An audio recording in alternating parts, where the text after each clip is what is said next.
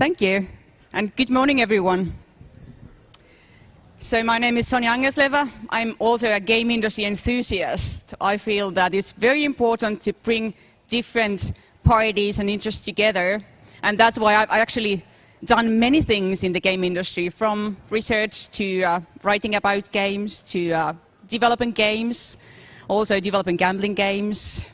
And I'm with the industry organizations, so that's basically my background and also viewpoint to the topic of money and gaming and games. So from that perspective, I will give you a couple of points, which I hope will steer the discussion of the panel. But I'll start with two stories. As we are talking about money, I will tell my first experience about money. We were in a bank with my parents, and we were opening the bank account for me for the first time ever.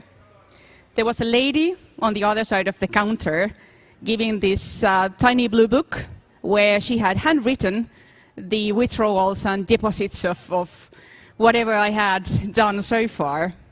And I also got a poster. The poster was about a big tree and a ladder on it. And that was basically used to define a saving target. And also that was a way for me to follow up how my savings were accumulating. So I'll come to that story a bit later. The second story is about the research I did with Kaisa Kugan in the late 1990s.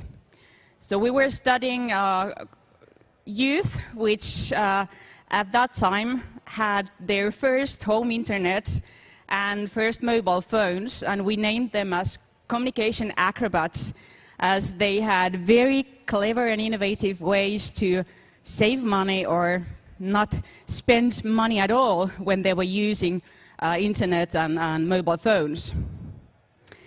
There were also cases, because at that time they were actually using modems, so they were basically paying for the internet connection by minutes, or basically their parents were paying for that. And sometimes when you get into whatever you were doing online and stayed there overnight, you can imagine how massive the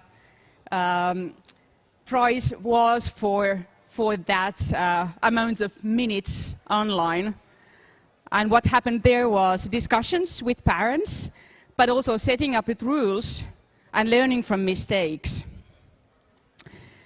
So why I wanted to tell those two stories? What basically bothers me at the moment is that there's a lot of discussions about how parents find by surprise that their kids have spent like loads of money on Candy Crush or any other free-to-play game which has in-app purchases. But that's not actually the first time when youngsters have learned the trickiness and the management of their finance or their family's finance when using digital services or digital devices. And why I think this is, why this bothers me is that too often the focus is on, for example, nowadays it's on mobile games and in-app purchases, whereas the discussion should be one level up. So we should actually be discussing of digitalization of services, whether it's mobile games or online banking. I'm sure that all of you use your credit cards or other ways of payment to buy stuff from online, or you have bought monthly subscriptions for games or Spotify. So the way of spending and managing money is changing tremendously. To keep up with the change, I have 3 points to share. First one is, it's actually good to dream about money. So as in my first story, I was dreaming about some tangible thing and figured out, okay, how much money do I need to actually get that? So do not underestimate if nowadays kids dream of like reaching level 30 or getting a virtual item, like very rare item in a game, that is as good dream as, you know, someone dreaming about a driver's license or a horse or something. Also, the nice thing to remember is that usually there are many things on the wish list, not just one. So it's also good to motivate the discussion. Okay, which one should you actually prioritize? You can't have them all, so which ones to pick first, which dream to pursue first? The second point is that yes, digital money is invisible, but it's not unteachable. Often it's said that, okay, well, it's really difficult to understand where the money goes, or if kids are playing mobile games, like how much does it cost? Well, it's not that difficult, really. It's not about coins, but it's, again, about teaching about the value of money and how to manage your finance. And the third point is about the value of money. I'm actually quite frustrated to read from newspapers again and again that parents become very surprised after their kids had spent like crazy amount of money on gaming or some online services.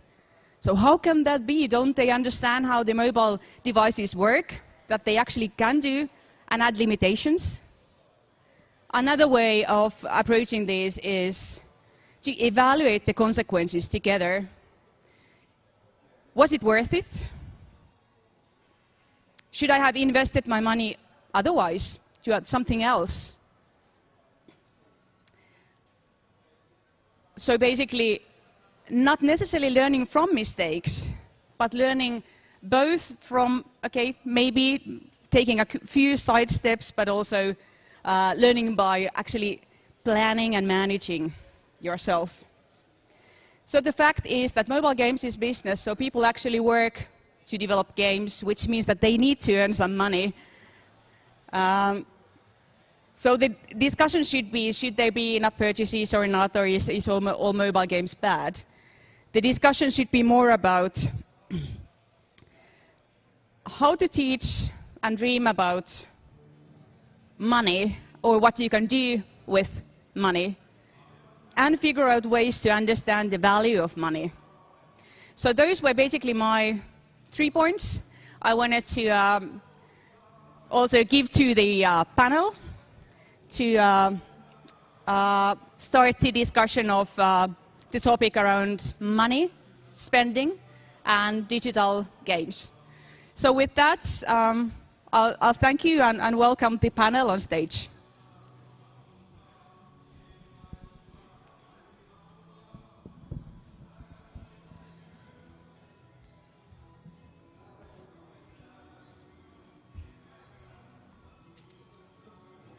Okay, so welcome all. My name is Netta Vahteri and I'm presenting Save the Children Finland here. First, we are going some questions individually from all the panelists, and after that you can answer some general questions that I have here. And also, if you would like to participate, those who are watching this seminar from the online, you can participate in the conversation through Twitter with the hashtag ARTtech. We have our Twitter queen here, who is going to pick up some questions that she found from the Twitter, and we can give it to you. Sorry.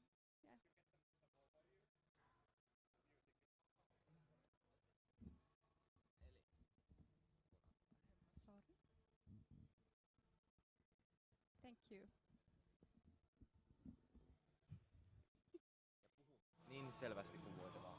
Okay, now can you hear me? Did you hear what I said? Hopefully there are no surprises coming to you. Okay, so maybe we will start now with the individual questions. First goes to Mikko. Mikko, you have commented extensively about the benefits gaming can have, for instance, for learning and social life. At the moment, what do you think?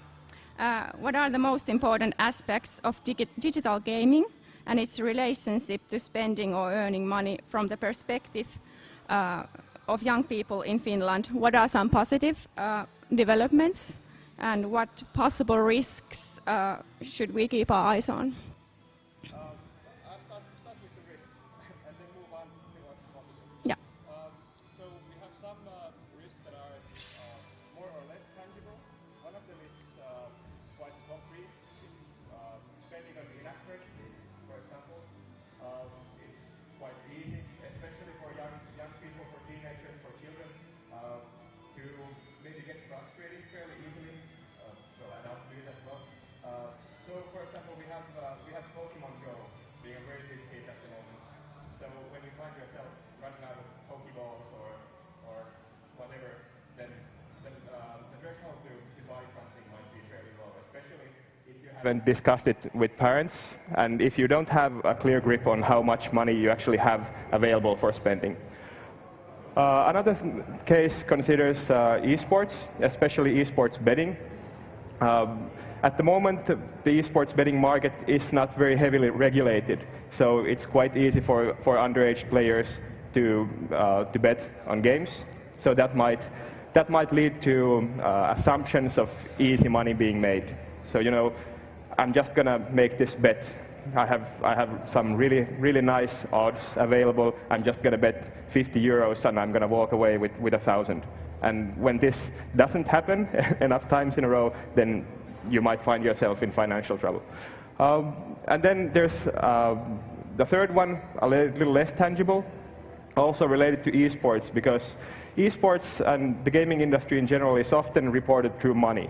So how much prize money in tournaments, how much money a company is making, how many new millionaires in Finland this week, and so on. So it might be that young people can easily build up this pipe dream that gaming is a really easy way to make money. And then you will find yourself dedicating a lot of time to it, and in most cases, unfortunately, that doesn't pay off, or it doesn't pay off to the extent that the dreams are. So that might be one thing. You're spending hours and hours on becoming an esports professional, but then you never make it to the top. You end up playing in low-ranked tournaments or whatever with really small prize money, if any. For the positive ones, I think this presents a very good chance for parents to discuss money and the spending of money and the value of digital goods. I think that's the key element here with young people. It's a good way to go into economics, into personal economics, and also have a moral, ethical discussion also about how we value different things in life. So is it worth spending 2 euros on Pokemon or on candy? Which one is better? Or things like this. So there's plenty to visit there. Thank you. The next question goes to Joni. Your game studio, Dreamloop Games, has got some media attention because of your opinions on fundraising laws in Finland and your open letter to Finnish President Sauli Niinistö regarding fundraising. My question for you is two-parted. First, in what different ways could the Finnish society make funding and producing games easier for young aspiring game makers? And second, what kind of skills do you think young people interested in games industry should learn to help them fund their projects? Okay, so two really easy questions, and we only have like an hour, and you guys should talk also. So just in 10 minutes or so. Yeah, I mean, I could go on about this the whole day, yes, we did send an open letter to Finnish President regarding the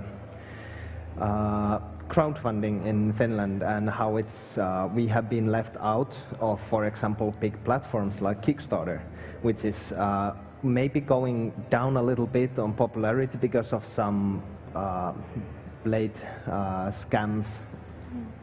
But in total, a lot of good have gone through the Kickstarter.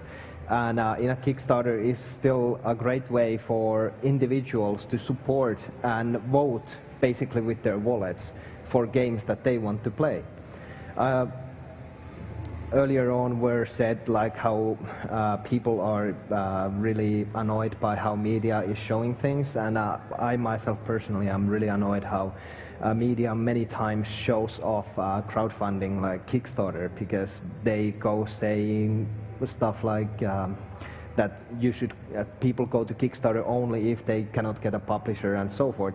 But instead, Kickstarter should be looked in a way that it is a possibility also to validate through the players that you're making a game that they would like to get. And of course, when Finland is out of this game, it basically means that we don't have the possibilities here to initiate Kickstarter and have this possible validation and crowdfunding happening here. And that means that we are lacking one really good and one really modern way of funding your games. And for me personally, I've been talking this past year at least in all the places that I've gone that this would be time to start looking into new decisions on this part. And your second question to be what young people should study to or not study, what kind of skills? So I hope I'm not causing that one. So yeah, what skills? Basically, first of all, games are multimedia, which means there is picture, there is sound, the pictures move, you need code on the side, but you also need stuff that you would probably not always think in game industry. For example, you do need CEOs, you do need project managers, you do need producers, and so basically anything you have in a creative way can be used. But of course, if you really want to get your games published and get your games to sell, you basically have to start to think what other people are doing. And none of us, no matter how big innovation there is, when you go out with your own game idea,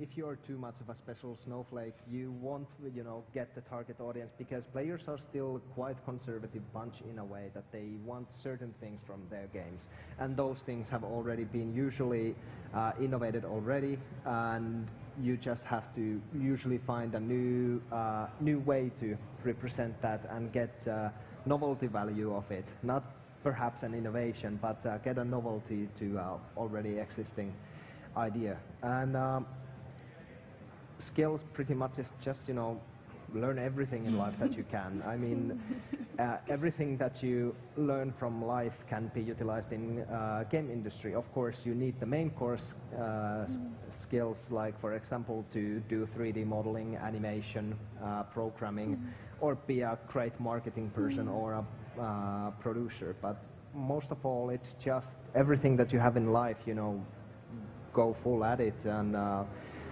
learn anything that you can, because everything can be translated. Thank you. Really good answer.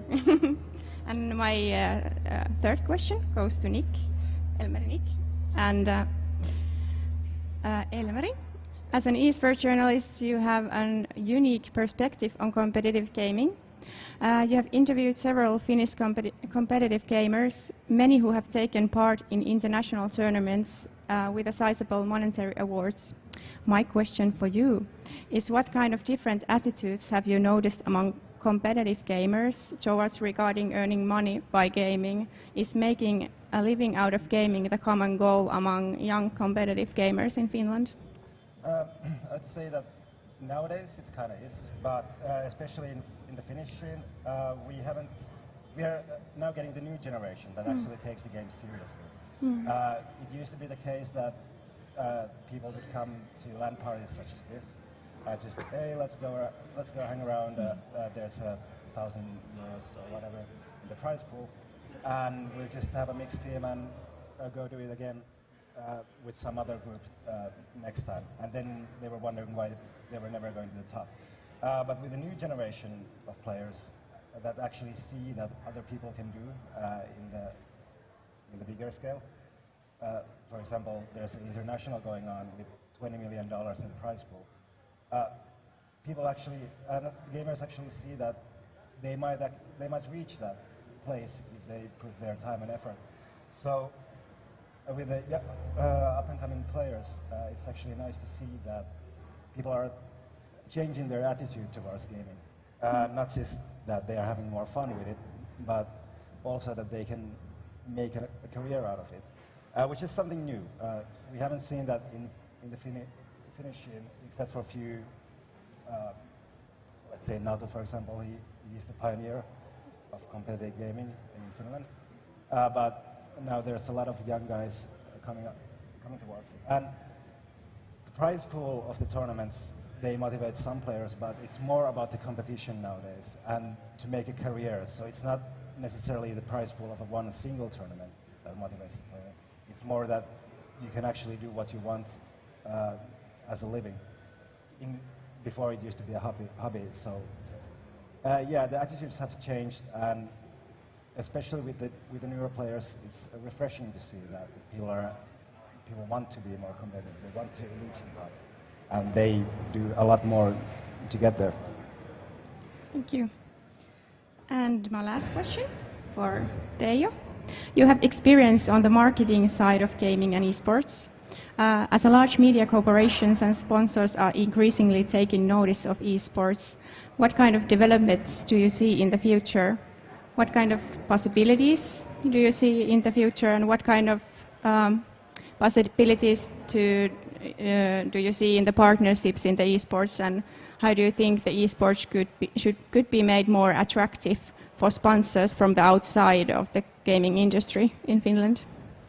As media and esports, they have been in US doing some partnerships where newsletter or media company has bought the organization and they have done the stuff that way. But in Finland, I don't think it would happen.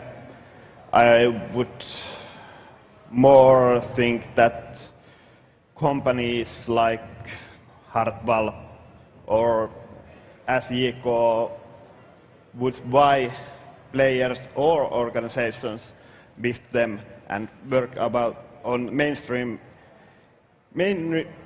sports and esports as the same, like they have done in Europe now. But in Finland, it's still so hard to work on that. So, what should we do about that? The only thing what we can do is to speak loudly. Mikko is a great example of this. I've always loved his work on how he has spoken the good and the bad of esports and gaming. It's crucial to talk about both sides, not only the good but the bad. And if you fix the bad, then there's lots of new possibilities on that. Thank you. Is there something that you would like to comment to each other, or do we have some Twitter questions right now? Nope. Okay. So then I have a couple of general questions. So answer when you are ready. For a young person who is dreaming of making a career that revolves around digital games, what does the future look like in Finland, and how does Finland compare on a global scale? What do you think? I don't know. Streaming in Finland is growing, as it is everywhere in the world. We still have, especially the streamers who stream in Finnish, they already have a lot smaller target audience.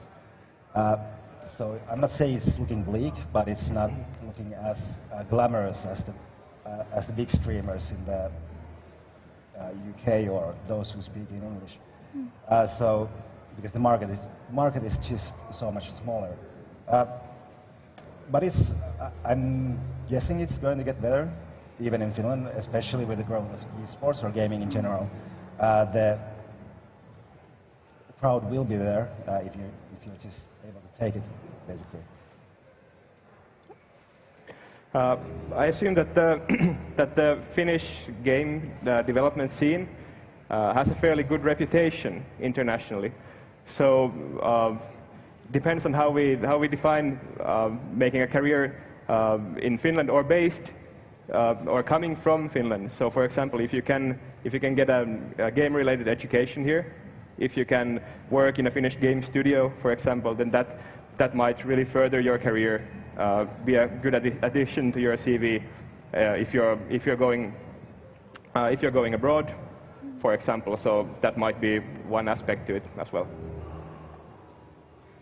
Yeah, on my behalf on this, I think the streaming from Finns are increasing, which is always surprising to me because I still held the typical view of Finns who, are isolated from the world and don't want to speak to foreigners, especially. And but even though I've started to see more and more Finnish streamers going quite big. Well, not big, but growing quite fast when they start a stream in English. And of course, we have great education here, so I would say all the generations coming after this will probably be almost native English speakers. So in a sense, I think all the streamers that come from Finland will have the same possibilities as those who come from UK or United States. It is just that they just have to take the small step of not going with their native language. Okay. Oh, sorry, I completely missed about talking about streamers. I was wondering, so my speech doesn't make it. I was wondering if I missed that. Yeah. I think I heard dreamers. Sorry. How about the money? How large part does the money play for young people and their possibilities to get into digital gaming? What different opportunities are there in Finland for young people who are interested in playing digital games or designing them, but who don't have the money or the newest technology? I think money. Oh. As a competitive gamer, it really isn't about the money. It's about the stability. When players join the organization, they doesn't care about how big their salary is. They think about that they have stability to longer term careers and play out abroad. So in Finland, it isn't so much about. If you're thinking about a sort of a grassroots approach, then we do have a lot of economic inequality in Finland. That's why it's good that we have seen youth work people get into gaming, providing chances for young people to play even if they don't have the resources otherwise. But I expect that we will be seeing this, for example, now that schools are starting.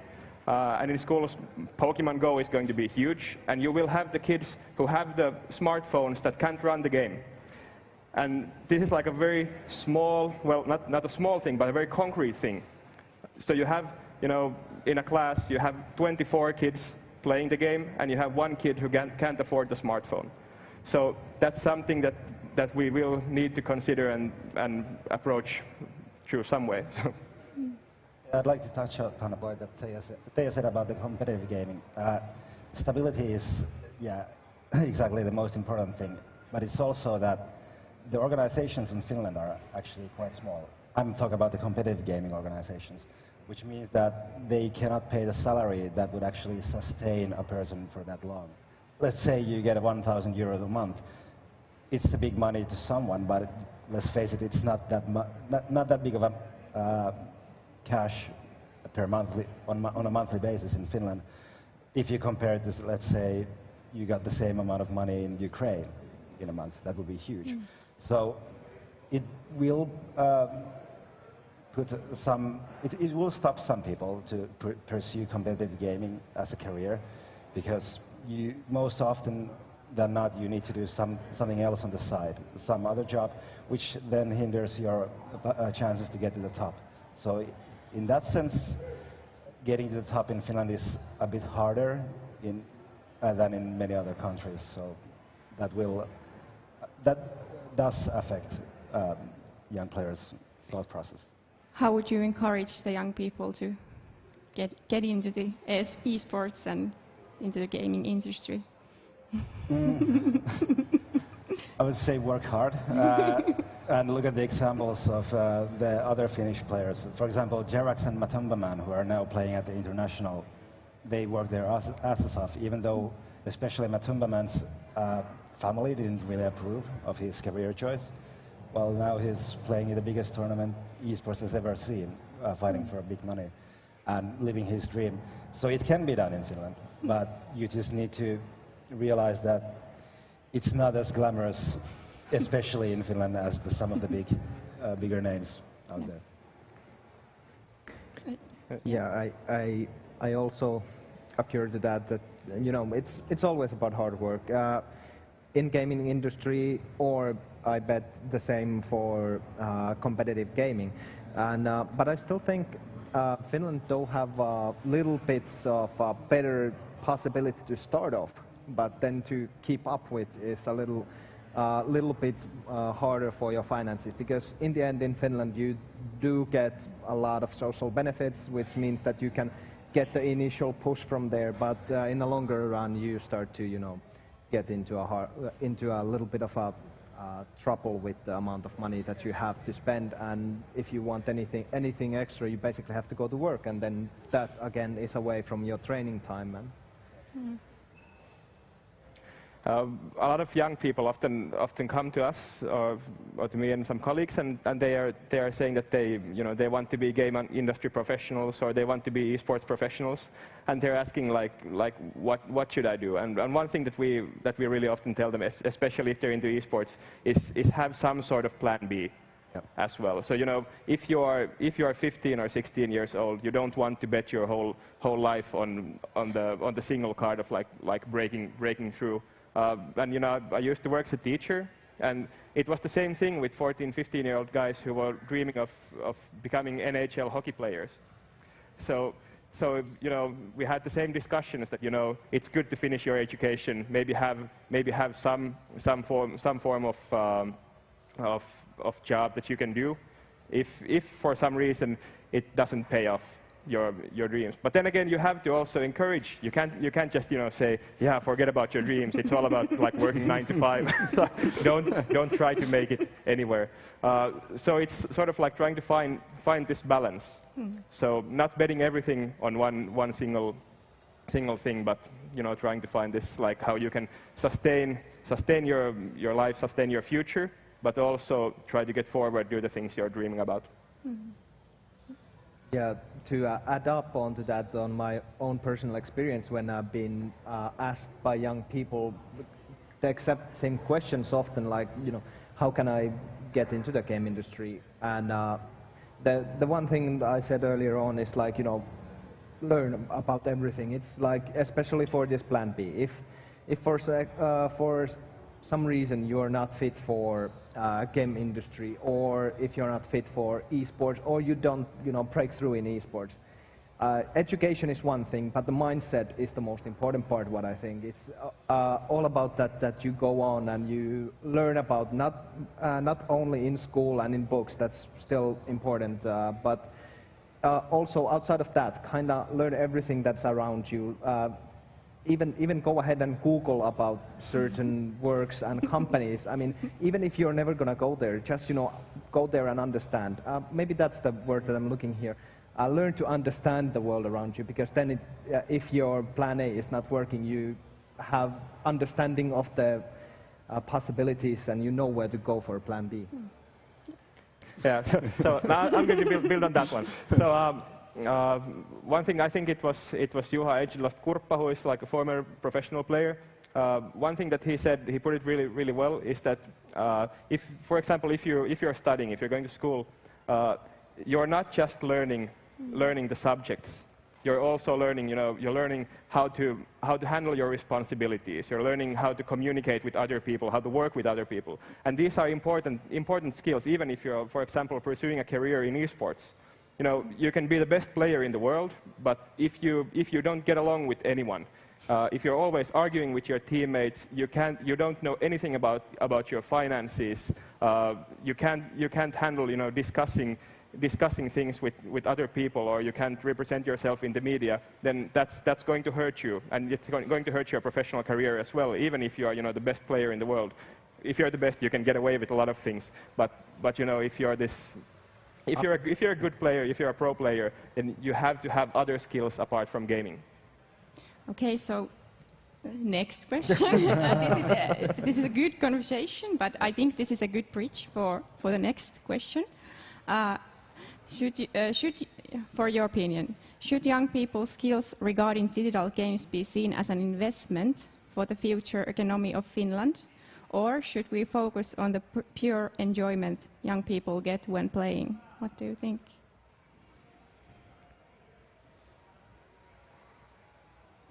I think we can see it as an investment because it's not only that you learn how to play a game, you learn many things, especially if you play in a competitive team, you're the leader, you learn to think tactically, strategic mindset. You also learn how to communicate, how to work in a group. It's not something that it's basically the same as any other hobby, be it football or ice hockey, a team game that gets you into this certain mindset of how to deal with other people, and it betters you as a person and your whole skill set or your mindset as well. So yeah, especially it can be seen, and it should be seen as an investment, but it's not to say that it's not enjoyable as well. Yeah, I'm sort of repeating myself, but it's again in this one as well. I think it's about finding balance. So if we focus too much on the benefits, then we easily get to the point that we're disregarding games as culture, and we're only thinking about it as a tool. And this, I think, it's not a constructive approach. You can learn a lot of things, but there's also, the risk of doing this approach that, you should be interested in literacy because manuals and workbooks are really important and they're very useful for you. No, but of course we want to get people playing games also for the enjoyment, to further the culture, build a better culture, and also. If we only focus on the benefits, then we're going to have a lot of super digital savvy industry professionals who are burned out in 2 years because they start seeing if you start seeing games only as a tool to further yourself. So again, about balance.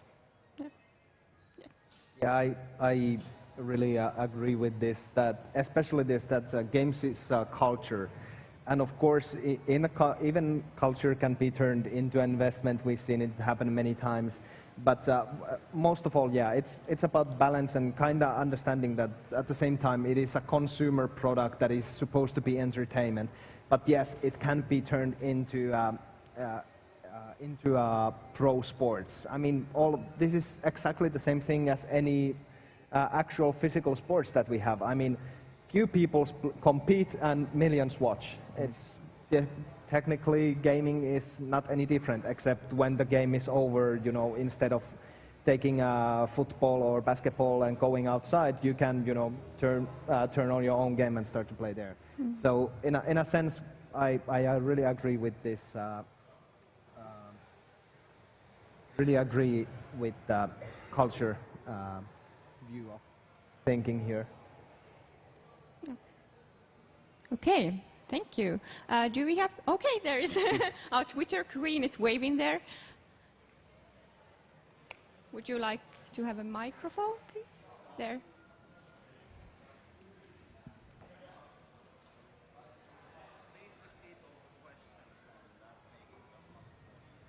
Okay.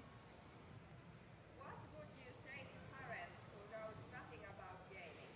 What is the most important fact to know when discussing about money? Okay. What would you say to a parent who doesn't know anything about gaming? Who knows nothing about gaming, what is the most important fact to know when discussing about money? I think this one goes to Mikko. Yeah, I was watching Mikko like, this is a question that I have actually been asked. I usually answer the same as the most game-related questions.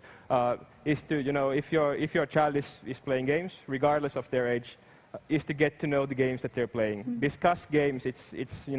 It might be a very big part of their life, so parents need to be aware of what's going on.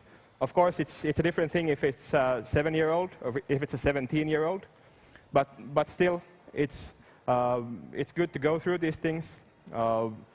For a parent of a smaller child, under not a teenager yet, it's good to know for parents that yes, you can actually spend money on games, you can spend a lot of money on games, and you can do it even accidentally. So for example, with small children, they don't really have a grasp of money, even in its physical form. And when you have a big pop-up ad saying, get 100 diamonds, just click here. And you have the credit card details in the tablet or smartphone, then it's really easy for a small kid to just go clicking and go, yeah, this is super fun, unlimited diamonds. So for parents to get to know the games and the specific games that they're playing, go through if it's a small child, then go through the security settings, not to leave their credit card details in there, and also discuss the economics. Then if it's a teenager, for example, then it's good to go through the things of, the bigger things in life. Is this something you want to make a career out of? Are you into betting? Are you spending money on this game? So just these fairly basic parenting questions, which you could apply to almost any other hobby, basically. So, get to know things and discuss them with your child. So it's a pretty good advice for parenting in general. Is there any other questions on the Twitter?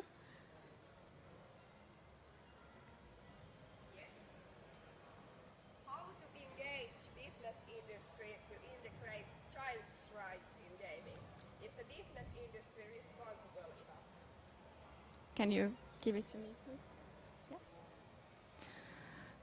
How to engage business industry to integrate children's rights in gaming? Is the business industry responsible enough? Is it this one? No? Yeah? Oh, wow. Yeah, I mean, I usually personally always say that, parents are, first of all, in responsibility of their own children. But I also agree that any games that would have to be directed especially to children, that are rated E for everyone, should take notice if they have in-app purchases, for example, that those purchases are not baited too much for the children, so that they would not, because it's a pretty color, press the button 100 times and each of them cost like 10 euros. So, but I think most of this is pretty well handled by, for example, PEGI in Europe. And but then again, we have to remember that not all games need to be rated. So mainly only if you're going on the big consoles or something of that nature. I'm not entirely sure about everything in mobile gaming, but I doubt that you need to, for example, Android, so you probably don't need to get any ratings. Which means then that, no one might actually go and look into those games beforehand, so then the responsibility is a little bit on that part. The responsibility is on the development or the publishing company, because otherwise they will probably cause a lot of children spending thousands of parents' credit cards. Yeah, this is actually an interesting topic because in the traditional marketing kind of sense, parents are usually the gatekeepers. But with the internet and with the parents' credit cards already, in many a case, stored into the tablet or a phone or whatever, it's, I wouldn't say it has disappeared, but it's a lot easier for the a kid to actually get into that ad or see that and just click it. So it's a lot more. We are now more in the gray area. I mean, there's been adverts towards kids since forever, but it's been easy for the parent to say that no, we are not going to buy the toy. But now there's less chance for supervision because internet is so huge and a lot less regulated than say an ad you see on the street. So it comes down to the business itself, how ethical it wants to be, and because right now it's a bit difficult to actually supervise what ads you put on the internet, basically. So, I mean, businesses need to take more care into what they do, but that's a bit harder thing to tackle than this panel discussion. Yeah. Mikko, you were next. Yeah, I'm not going to say it's about balance, but it is. But you know, I think it's a key thing in the market, in capitalism in general. The companies have to make money, but as was brought up here, it's about ethics in games development and marketing.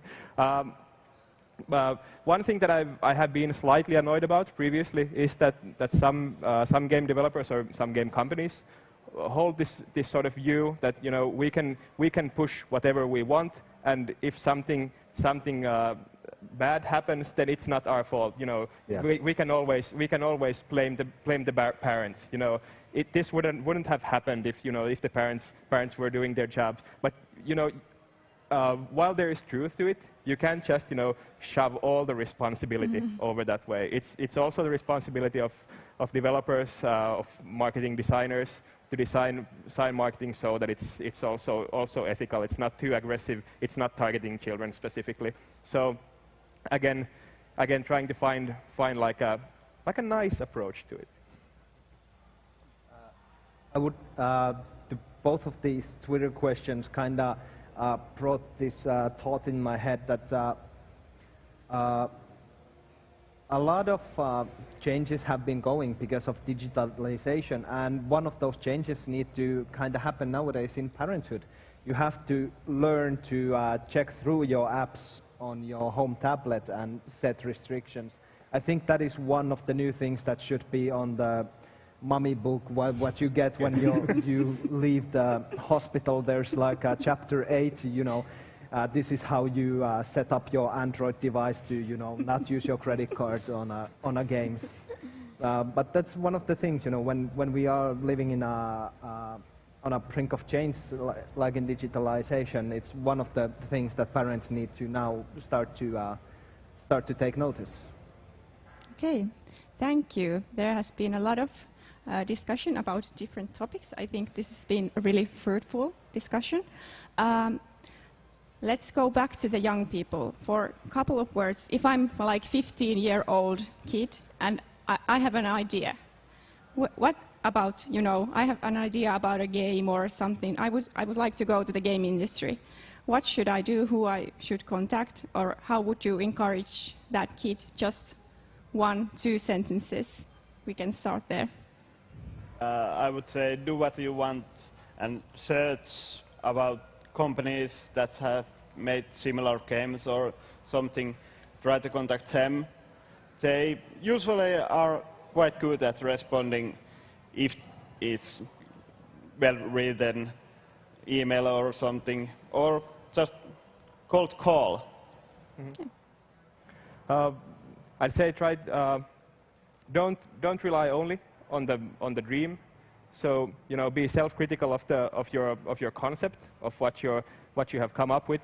Like Teijo said, be in direct contact. Find out if you can study, if you can build up your skills, and go from there.